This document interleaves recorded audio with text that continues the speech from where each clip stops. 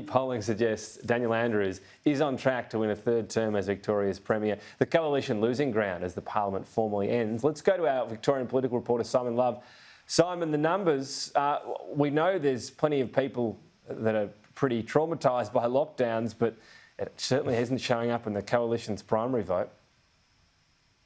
No, it's certainly not. And it's really this question of whether the baseball bats are out, and that's how some MPs have been putting it to me in this final sitting week. Liberals reckon they are. Labor MPs certainly don't think they aren't. But looking at these poll numbers out this morning in the 9 newspapers via the Resolve Political Monitor, it shows convincingly that Daniel Andrews will be on track for a third term as Premier. Labor's primary vote up 5 points to 42. The Coalition's down 5 points since the last survey in April. The Greens, interestingly, also up, especially as they target inner city seats such as Richmond and also Albert Park. The independent vote quite steady there, despite a number of Teal candidates declaring over the last couple of weeks.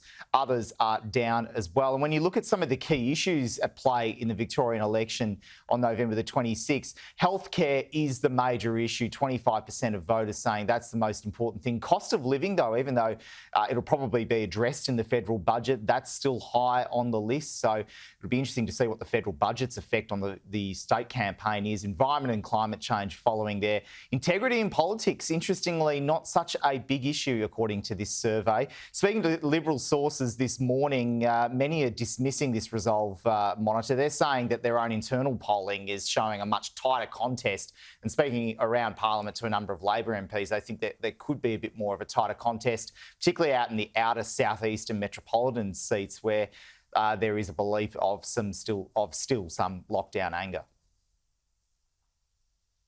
Anger, obviously, hangover from COVID there is going to be a big factor, you'd think. And look at the federal election, mixed results at the very least across different seats and regions. Simon, amid the issues for the Liberals, why has there been a warning over extremism in Victorian politics?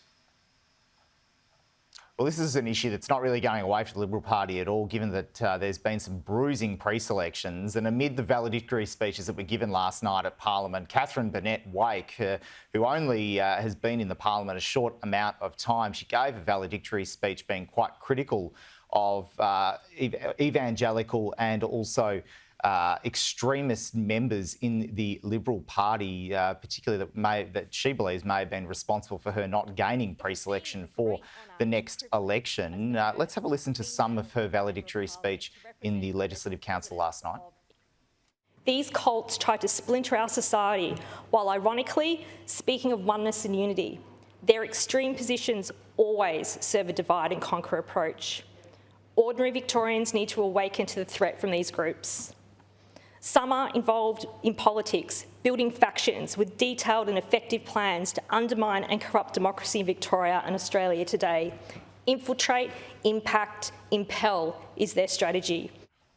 Quite a stinging warning there from Catherine Burnett-Wake and many other MPs that have been giving outgoing speeches. Tom, they're saying that the level and the debate of political discourse in Victoria needs to improve. Well, we'll just have to wait and see how the 60th Victorian Parliament deals with that after the November 26th election.